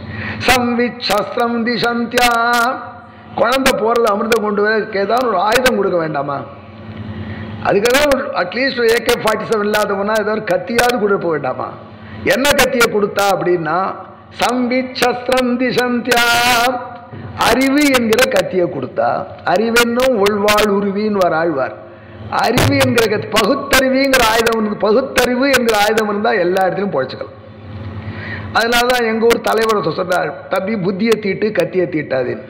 ஆனால் அவன் கத்தியை தான் தீட்டுறான், ஆனால் புத்தி இல்லை, எப்படி தீட்டுறதுங்கிறான். சம்வித் சாஸ்திரம் திசந்தியா சக விஜயச்ச மூகு ஆசிஷ பிரேஷயந்தியா. அந்த குழந்தைக்கு அறிவு என்கிற ஆயுதத்தை கொடுத்தாள். இந்த ஸ்லோகம் மட்டும் மணியான தேசியம்தான் பண்ண முடியும். வியாசர் அப்படி சல்யூட் அடிச்சிடுவார். நான் இந்த கதையை நீட்டி மொழிக்கு சொன்னேன், ஒரே ஸ்லோகத்தில் அப்படி அழகாக சொல்கிறார் தேசியம். சம்வித் சாஸ்திரம் திசந்தியாம் சக விஜயச்ச மூகு ஆசிஷ பிரேஷயந்தியாம். ராமாயணம் எத்தனை தடவை கேட்டிருக்கேன். விஸ்வாமித்திரர் உன் பிள்ளை ராமனை என் வேலியை காப்பாற்ற கொடுன்னு கேட்டார். முடியாது முடியாது, சின்ன குழந்தை, யுத்தம் பண்ண மாட்டான், ராட்சாலோட அஸ்தமிச்சா தூங்கி போயிடுவான், ராட்சால் ராத்தி தான் பவர்ஃபுல், அப்படி இப்படிலாம் கதறினார் தசரதர். அப்புறம் வசிட்டர் தலையிட்டு கொடுத்துருன்னார். சரின்னு பிள்ளையை கொடுத்தார். கூட இன்னொரு பிள்ளையை அனுப்பிச்சார். இவ்வளவு பிள்ளை பாசம் கொண்டவர் சுவாமி ஒரு சின்ன ஆர்மியும் கூட இருப்பின்னு அனுப்பணுமா வேண்டாமா? யோசிப்பாரு. கதை உதைக்கிறதா இல்லையா? மகரிஷி என் குழந்தைய அனுப்பேன், கூட என்னுடைய படையில பாதி அனுப்புகிறேன், குழந்தைகளுக்கு பாதுகாப்பாக இருக்கும் அப்படின்னு. அதை பற்றி வால்மீகி ஒன்றுமே சொல்லலை. இது வரைக்கும் இந்த கேள்வி கேட்டார். உதைக்கிறதால் இவ்வளோ பாசம் பண்ணினவர் பிள்ளையோட உன் பிள்ளைய தவிர யாரையும் கொடுக்கக்கூடாதுன்னு விஸ்வாமித்திரர் சொன்னதா ஸ்டேட்மெண்ட்டே இல்லை. உன் பிள்ளைய பாதுகாப்பு தான் சொன்னார். பிள்ளைய அனுப்புறதுக்காக உருகினவன் பிள்ளை பொறிச்ச கூட 10 பேர் அனுப்ப முடியும். அது 4 மெய்காப்பாளன் ஒன்றும் அனுப்பலை. ஏன்னு கேட்டான். காளிதாசன் மட்டும் கேட்டான், ஏன் அனுப்பலன்னா அழகா சொன்னான். ஆசிஷம் பிரயுஜேன வாகினி சாகிரக்ஷண விதோ தயோக்ஷமா. நன்னா யுத்தத்தில் விஸ்வாமித்திர திருவுள்ளப்படி யாகத்தை காப்பாற்றி வெற்றியோட வான்னு ஆசீர்வாதம் பண்ணினார். ஒரு அப்பா பண்ற ஆசீர்வாதம் அதை விட வெற்றி தரக்கூடிய துணையான சைன்யம் கிடையாது அப்படின்னு மகாக்கள். இன்னைக்கும் அப்பா அம்மா ஆசீர்வாதத்துக்கு ஈக்குவலான நமக்கு ரட்சையே கிடையாது. அந்த அப்பா பண்ண ஆசீர்வாதம் அது பலமா ராமனை காப்பாற்றிருக்கோம். சுவாமி தேசன் அதை எடுத்துன்னு வராருங்க, அழகா டெவலப் பண்றார். சக விஜய சமூகு அசிஷ பிரேஷயந்தியா. அந்த கருடனுக்கு வெற்றி பெறுவதற்கு வெற்றிப்படையாக ஆசீர்வாதத்தை, தாயின் ஆசீர்வாதத்தை கொடுத்தார். எதை பண்ணுறாங்களோ பண்ணலையோ இளைஞர்களே, நீங்கள் என்ன பண்ணுங்கோ, தினம் சாயங்காலம் சந்தியாவந்தனம் பண்ணுங்கோ. பண்ணின உடனே கோயிலுக்கு போகிறவளோ போலியோ அம்மாவை சேவிச்சிடும். எவ்வளோ நாள் அம்மாவை சேவிக்கிறோ அவ்வளோக்குள்ள உங்களுக்கு அம்மா ஒத்தி தான் என்ன வச்சுருக்கேன்னு பார்க்காம ஆசீர்வாதம் பண்ணும். மற்ற என்னையப்பட்ட மகானாக இருந்தாலும் என்ன காந்தி இருக்குன்னு பார்ப்பார். ஆரஞ்சு காந்தியா, கிரீன் காந்தியா, நீல சேப்பு காந்தியா. அந்த காந்தி எவ்வளோ காந்தி எப்படி இருக்கோ அதை பொறுத்து தான் ஆசீர்வாதம் கூட. இல்லை சரி போயிட்டு வா அப்படின்னு. அதில் அந்த காந்தி எல்லாம் பார்க்காம 2000 நோட்டா 500 ரூபா நோட்டான்னு பார்க்காம இந்த பிள்ளை காலில் விழுந்தால் பல்ல அந்த பிள்ளைய பார்த்து பல்லாண்டு தீர்காயுசாக இருக்கணுண்டான்னு தாய் ஒத்தி தான் ஆசீர்வாதம் பண்ணுவோம். அதனால தான் ரிஷி சொன்னார், சந்தியாவந்தனம் பண்ண அப்பா அம்மா 2 பேரும் வணங்க. அப்பா ஊரை சுற்றிட்டு இருக்காரே வரல, என்ன அம்மாத்தில் தான் இருக்க அம்மாவை வணங்கிடும். அது சொந்த ஸ்ரேயஸை கொடுக்கும் அப்பா அம்மா வணங்குறது. நான் உபன்யாசம் பண்ணிட்டு என் கோயம்புத்தூரில் இது உபன்யாசத்தில் சொன்னேன். இதை சொன்னால் மறுநாளைக்கு கருடி கோயில் சுவாமின்னு ஒருத்தர் பெரிய சுவாமி அவர் உபன்யாசத்துக்கு வந்தார். அந்த சபாக்காரர்களே ஆச்சரியப்பட்டார், இது வரைக்கும் வந்ததே கிடையாது. அவர் பெரிய சுவாமி, பெரிய வித்வான் உபன்யாசம் வரமாட்டா. நான் சொல்கிறது 20-30 வருஷம் 1982 வருஷத்துக்கு 3வது கதை இது. 83னா 17, 17, 35 வருஷத்துக்கு முன்னாடி வரலாறு. பெரிய சுவாமி சபாக்காரே ஆச்சரியம், இது வரைக்கும் 6 உபன்யாசம் வந்திருக்காரு அப்படின்னு சொன்னார். அவரை போய் அடியன் சேவிச்ச பெரிய ரிக்வேதத்தில் பெரிய கனபாட்டி அவர் நமஸ்காரம் பண்ணி சந்தோஷம் சுவாமின்னு இப்படி எழுனதை பற்றி பெரியவன் பாக்கியம்னா ஒன்றுமில்லை. இன்னைக்கு கார்த்தால என் பையன் வந்து என்னை சேவிச்சான், போனால் போட்டப்பறம் இன்னைக்கு தான் சேவிச்சிருக்கான். ஏண்டான இன்னைக்கு உபன்யாசத்தில் சொன்னார்னா அதை கேட்கணும்னு தொடுத்து வந்தேன் சுவாமி. அந்த சுவாமி யார் தெரியுமில்லை, அவர் தான் பின்னாடி ஸ்ரீரங்க ராமானுஜ ஜீரா ஸ்ரீரங்க ஜீரான்னு இப்போ தான் பரவிச்சார். அப்புறம் சன்னியாசம் பண்ணிட்டு ஸ்ரீரங்கத்து ஜீரா இருந்தார் அவர். நான் போனால் நான் கட்டினுடுவார். என்ன சுவாமி ஏதாச்சு இந்த கலை பேதமெல்லாம் உண்டாச்சே, உங்கள்கிட்ட கட்டிக்கிறாரு ஒருத்தர் கேட்டான். ஐயோ அந்த சுவாமி நான் பூர்வாசிரமத்தில் எனக்கு ஃப்ரெண்டு அப்படின்னு விட்டு அவரோட அவ்வளோ பிரீத்தியாக இருப்பார். அவர் சொன்ன வார்த்தை அந்த மாதிரி குழந்தை கருடனுக்கு தாயார் ஆசீர்வாதம். சக விஜய சமூகு ஆசிஷ பிரேஷயந்தியா சம்பத்ரந்தியா தனுத்திரம். குழந்தைக்கு சட்டை போட்டு விட்டு தான் அனுப்புகிறேன் இல்லைங்களாம் ஸ்கூலுக்கு அனுப்புறச்சு. அந்த மாதிரி இப்போ அமிர்தம் கொண்டு அனுப்புகிறாளே அதுக்கு சட்டை ஏதாவது போட்டு விட்டால கருடனுக்குன்னா ஒன்றும் இல்லை. என்ன பண்ணா சுச்சரிதம் தனுத்திரம் சம்பத்ரந்தி. எடை பிராமணன்ட்டு அபச்சாரப்படாத, வேத வித்தார்த்த தூப்பிடு அப்படிங்கிற மாதிரியான நல்ல ஒழுக்கமாகிற சட்டையை போட்டு அனுப்பிச்சா. சட்டை போட்டுக்காலாம் நியூட் இல்லை, பேண்ட் போட்டுலாம் நன்னா இருக்கானுங்க, கேரக்டர்லாம் அத்தனை பேரும் நியூட். அதுக்கப்புறம் B2 வந்த பிறகு என்ன பாடுபடுறா எல்லாரும் பார்த்துட்டு கேள்வியில் நினச்சிக்கிட்டு. சம்பத்ரந்தியா தனுத்திரம் சுச்சரிதம் அசனம் பக்கணம் நிர்திசந்தியா. குழந்தை பொறிச்சு டிஃபன் கொடுத்தனுப்பா. எங்கள் ஆத்துக்காரியை பார்த்துடுவேன், டேய் சாப்பிட்றா, இட்லி நல்லா இருக்குன்னு பக்கத்து போய் வாங்கிவிடுவான். கொஞ்சமாக கொடு, பார்த்து சாப்பிடு, இப்படி சாப்பிடு, இதை தொட்டுட்டு சாப்பிடு, இதெல்லாம் அம்மா சொல்லி இருப்பான். அதே மாதிரி கருடனுக்கு சொல்கிறாளாம், அந்த வேட்டு வச்செறிய சாப்பிடு, எப்படி பாய் எப்படி சாப்பிடு என்று சுச்சரித மசனம் பக்கணம் நிர்திசந்தியா. இப்படி தாயார ரட்ச பண்ணப்பட்ட கருட பகவான் நம்ம பாபத்தை போக்கடிக்கணும். எதுக்கு போறார்? கத்ரு ஃப்ராடாக பண்ணி அடிமையாக்கிற தாயை அடிமைத்தலையிலிருந்து விடுவிப்பதற்கு இப்படி தாயின் ஆசீர்வாதத்தோடு புறப்பட்ட கருடன் நம்மை காப்பாற்றட்டும். சம்வித் சஸ்திரம், இந்த ஒரு ஸ்லோகம் தெரிஞ்சுட்டா லைஃப்ல இம்ப்ரூவ் ஆயிடலாம். பாரத கதையும் சொல்றார், நீதியும் சொல்றார், அது அப்படியே டிராமாட்டிக்கா வர்ணிக்கிறார். சம்வித் சஸ்திரம் திசந்தியா சக விஜேச்சமூஹு ஆசிஷ பிரேஷயந்தியா சம்பத்ரந்தியா தனுத்ரம் சுச்சரிதம் அசனம் பக்கணம் நிர்திசந்தியா ஏனோஸ்மத்வைன தேயோ நுதத் வினதயா கிருப்த ரக்ஷா விசேஷः கத்ருவ சங்கேத தாஸ்ய க்ஷபண பண சுதா லக்ஷபைக்ஷம் ஜிகிருக்ஷு. கிளம்பினார், நேர போனார். அந்த வேட்டு வச்சேரியில் போய் விழுந்து டபால் விழுங்குற, தப்பிக்க முடியல. போனோம் போனோம் வேற கதறா. அப்படி அவருக்கு இருக்க அகோர பசிக்கு சாப்பிட்டே வரார். திடீர்னு ஏதோ அப்படி நெருடுத்தி சுட ஆரம்பிச்சது. யாருக்கு? ரிஷியா வேலைக்கா அப்படின்னார். ஆமா நான் வேலை, உனக்கு என்ன வெயிட் வச்சிடல வேலைன்னு கேட்கல, நீ முதல்ல குதியும் கீழே. உம்ம விழுங்க கூட அம்மா சொல்லியிருக்கா, நீ முதல்ல குதியும்னார். அவர் குதிக்கலாமோ இல்லையோ? அவர் சொன்னார், இங்கே எங்கள் ஆத்துக்காரி இருக்கா, நான் வேட்டு வச்சுட்டு தான் கல்யாணம் பண்ணிட்டு இருக்கேன், என் மனைவி விட்டு நான் எப்படி குதிப்பேன், அவளும் சேர்த்து குதிக்கட்டும் அப்படின்னார். கதை உரல்றதே அப்படின்னு நாம் கேட்போம். என்ன சுவாமி வேட்டு வச்சேரியில் இருந்தால் கூட அந்தன்மை போகலைன்னா அங்கேயும் விடாமல் சந்தியாதனம் பண்ணிட்டு இருந்தாராம் ரிஷி சொல்கிறோம். நாம் அக்ரஹாரத்தில் இருந்தாலும் நமக்கு அந்தன்மை இல்லை, என்ன சந்தியாதனம் பண்ணலையே. அதனால் ஆசிர்வியாப்தேரசிர்பிகி துருபசமதா சாதனி சாதனுஷ்டா கோட்டி லோட்டத்க ரோட்டி விகட கட்டகட்டாரவகோராவதாரா விந்தியாத் சார்த்தம் புலிந்தியா சபதி பரிகிருத பிரம்மகா ஜிக்மகாரேகே உத்வேதல் பில் உத்வேலத் பில்லபல்லி நிகரண கரணா பாரணா காரணான்னகா. அப்படி சாப்பிட்டார். ஆனாலும் வயர் ரொம்பல. அம்மா உணவகத்தில் போய் சாப்பிட்டும் வயர் ரொம்பல. அதனால அப்பா கிட்ட போனார். அப்பா நீ தான் உணவு வச்சிருக்கியான்னு கேட்டார். அவர் சொன்னார், பையா நான் சொல்றதை கேளுங்க, பக்கத்தில் ஒரு குளம் இருக்கு பாரு, கழுகு கண்ணால தெரியறதா தெரியுது. அந்த குளத்தில் ஒரு யானையும் ஆமையும் சண்டை போட்டு, ஆனை ஆமை ரெண்டுத்தையும் சாப்பிட்டு வேறும். ஆனை ஆமை சண்டை போடுறதா? இது என்ன ஆனை ஆமை ஏன் சண்டை போடுறது? யானையும் சண்டை போடலாம், யானைக்கு ஆமைக்கு என்ன சண்டை? அது பெரிய கதை. என்ன கதை? இந்த யானை ஆமை ரெண்டு பேரும் பூர்வ ஜென்மத்தில் ரிஷிகளாக இருந்தவா. விபாவசு அப்படிங்கிறது அண்ணன், சுப்ரதீகன் தம்பி. அண்ணன் தம்பி ரொம்ப ஒத்துமையாக தாண்டா இருந்தா கருடா. அவள் அப்பா போன பிற்பாடு பங்கு பிரிச்சுண்டா. பங்கு பிரிக்கச்சே விபாவசு சொன்னார், நான் அண்ணன் கொஞ்சம் கொடு எனக்கு கூடன்னார். தம்பி சொன்னான், இப்படி என்னை ஏமாத்தின்ண்டே இருக்கே நியாயமா அண்ணான்னு கேட்டான். நீலகேஷி சொன்னார், அண்ணன் தம்பி ஒத்துமை எப்போ பார்க்கலாம், பங்கு பிரிக்கச்சே பார்த்துக்கோ அப்படின்னு. எங்கள் ஊரில் ஒருத்தர் கனபாடி போயிட்டார். அவர் நல்ல வேத புஸ்தகம் ஒன்று வச்சுருந்தார்.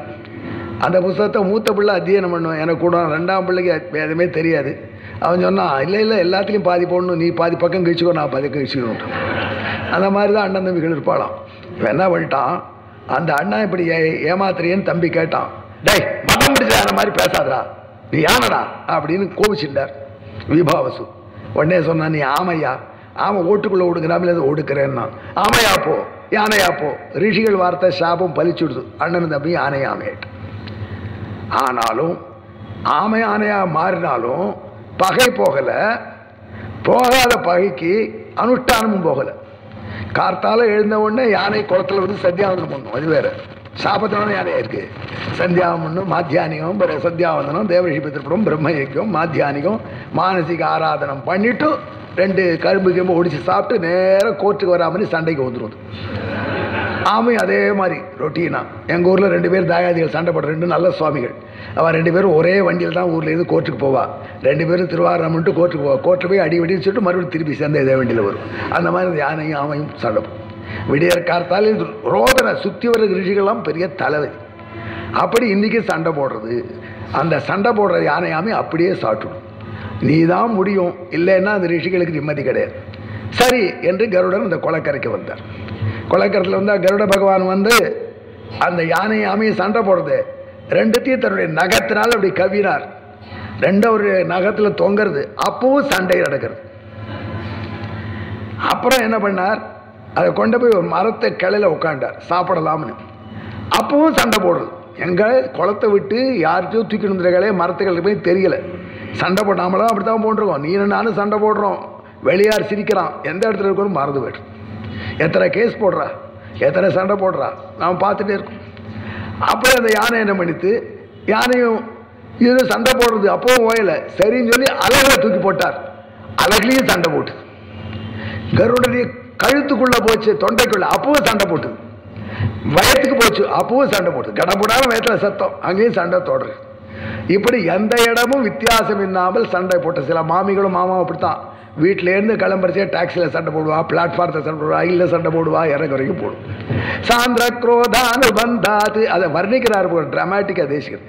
சாந்திர குரோதானுபந்தாது, கோபத்தினால சரசி குளத்தில், நகமுகே நகத்தில், பாதபே மரத்தில், கண்டசையில் ஒரு பாறை மேலே உட்காண்டார் அங்கேயும், துண்டாகிரே அதே மாதிரி கழுத்துக்குள்ள, கண்டரந்திரே அழகுக்குள்ள, கண்டரந்திரே கழுத்துல, தகனுஜ ஜடரே வயத்துல, நிர்விசேஷம் யுசு, இப்படி ஒரு இடம் பாக்கி இல்லாமல் தொடர்ந்து சண்டையே போட்டு கொண்டிருக்கிற அண்ணனையும் தம்பியும் அவைகளுக்கு இவர் முதிக்கிறாரு கடிக்கிறாரு தெரியல. பெரிய இந்த டிராமாவில் ஒரு விஷயம் இருக்கு, சண்டை போடுறவா இதை மற்றவா ரசிக்கிறாளே அப்படின்னு தெரியாம சண்டை போடுற.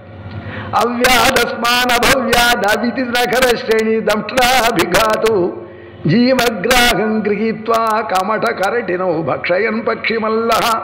ஒரு மரத்தில் களையில உட்கார்ந்து கருடன் இவைகளை சாப்பிட போகும் பொழுது கருடனுடைய வயிற்று அவர் காலில் தொங்குற யானை அதே மாதிரி ஆமை இந்த வயிற்று தாங்க களை முறிய தொடங்கிது. பெரிய மரம் அது, களை முறிய தொடங்கினா கருடன் கீழே பார்த்தா அந்த களையில தொங்கிட்டு ரிஷிகள் தபஸ் பண்றார். அந்த காலத்தில் நிற்கிட்டு தொங்கிட்டு தபஸ் பண்ணுவோம். வாழைக்கில் நாமளும் தொங்கிட்டு தவறு சொல்கிறோம். எத்தனை பேர் ஃபுட்பாலில் தொங்கிட்டு ஆஃபீஸ் போகிறா பாருங்களான்னு, இதுக்கு நம்ம கட்டப்படும். அப்படி அந்த மரத்தங்களில் தொங்கிட்டு இருக்கா. அந்த மரத்தங்களில் தொங்கிட்டு இருக்கிற ரிஷிகளை பார்த்தார் கருடன். மரம் கீழே விட்டால் ரிஷிகள் சட்னி ஆகிடுவான். அது பெரிய சாபமான. அம்மா சொல்லிருக்காள் சாப்பிடக்கூடாது இருக்க கீழே அவளுக்கு டேமேஜ் வந்துட்டுனா என்ன ஆகும். அதுக்காக கருட பகவான் அந்த யானையும் அந்த ஆமையும் தன்னுடைய குழம்பால கவ்விண்டு அந்த களையத்தை அழகில் பிடிச்சிட்டு அப்படியே நேராக அப்பா புராடி வந்து நின்றார். ப்ராப்ளம் என்ன பண்ணுறது சொல். இப்போ கீழே போட்டால் ரிஷிகளுக்கு சட்டி ஆகிடுவார். ஆனால் கீழே போட முடியாது, சாப்பிட முடியாது. இல்லாத யானை யாமையும் பசிக்கிறது. என்ன செய்கிறது? சின்ன வயசில் சில பேர் பெருமாள் கோயில விநியோகம் கொடுத்தா ஒரு கைக்கு தான் தரான்னு கம்பத்து பின்னாடி 2 கை நீட்டிட்டு அவன் பொங்கல் கொடுத்தப்ப எப்படி எடுக்கிறதுன்னு தெரியாமல் தவிக்கலாம். அது மாதிரி அப்படி அவர் நிற்கிறார். கஷ்யபர் பிடிச்சு விட்டார். வாழக்கில்லியார் பெரிய மாதிரி என்ன வாழைக்கில்லின்னு அழுத்தம் திருத்தமாக சொல்கிற மணி 8 ஆயிடுத்து.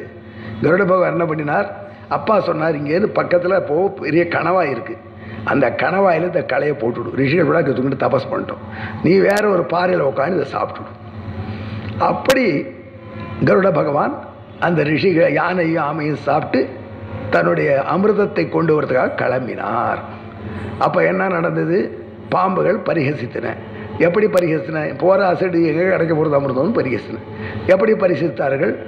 எப்படி கருட பகவான் மேலே போனார், அமிர்தத்தை மீட்டார், கருடனுக்கு உள்ள பவர் எப்படி வந்தது, இத்தியாதி விஷயங்கள் நாளைக்கு தொடரும். மணி 8 மணிக்கு முடிச்சிடுவோம், 7 மணிக்கு ஆரம்பித்தாலும். ஆனால் கரெக்டாக முடிஞ்சால் நாளைக்கு கொஞ்சம் பேர் வருவா தைரியமாக. மனுஷன் லேட்டாக ஆரம்பித்தாலும் கரெக்டாக. எங்கள் ஆஃபீஸில் அப்படி தான் சொல்லுவோம், ஏன்டா லேட்டுன்னு கேட்டால் கவர்மெண்ட் ஆஃபீஸில் சார் கரெக்டாக வீட்டுக்கு போய்டுறோம். ஏவமேதத் புராவிருத்தம் ஆக்கியாதம் பத்ரமஸ்துவஹா பிரவ்யாகிருத விஸ்ரப்த. நாளைக்கு நிறைய பேர் வாங்க. அற்புதமான சரித்திரம். இந்த கருட சரித்திரத்துக்கு வியாசர் பெரிய பலஸ்ருதி சொல்லியிருக்கார். தேசிகன் சூப்பராக சொல்கிறார். அதுக்கப்புறம் நாம் மகாபாரத சுருக்கத்தை தொடர்ந்து ரசிப்போம். ஏவமேதத் புராவிருத்தம் ஆக்கியாதம் பத்ரமஸ்துவஹா பிரவ்யாகிருத விஸ்ரப்தம் பலம் விஷ்ணோ பிரவர்ததாம் லாபஸ்தேஷாம் ஜெயஸ்தேஷாம் குதஸ்தேஷாம் பராபவஹா ஏஷாமிந்தீவரஸ்யாமஹ கிருதகே சுப்ரதிஷ்டிதஹ காலே வருஷது பர்ஜன்ய பிருத்திவி சஸ்யசாலினி தேசோயம் க்ஷோபரிஹிதஹ பிராமணாः சந்தி நிர்பயாः காவேரி வர்ததாம் காலே காலே வருஷது வாசவः ஸ்ரீரங்கநாதோ ஜெயது ஸ்ரீரங்கஸ்ரீஷ்ட வர்ததாம் ஸ்வஸ்தி பிரஜாभ्यः பரிபாலயந்தாம் न्याय्येन मार्गेण महिं महीषाः गोब्राह्मणेभ्यः शुभमस्तु नित्यं लोकाः समस्ताः सुखिनो भवन्तु मंगलं यादवेन्द्राय महनीय गुणाब्धये वसुदेवतनूजाय वासुदेवाय मंगलं पित्रे ब्रह्मोपदेष्ट्रे मे गुरवे दैवताय च प्राप्याय प्रापकायास्तु नमः श्रीनिधये नमः पित्रे ब्रह्मोपदेष्ट्रे वे गुरवे दैवताय च प्राप्याय प्रापकायास्तु वेङ्कटेशाय मङ्गलम् एष वै क्लुप्तो नाम यज्ञः कल्पते वै तत्र प्रजाभ्यो योगक्षेमः यत्र हितेन यज्ञेन यजन्ते हरि ओम्।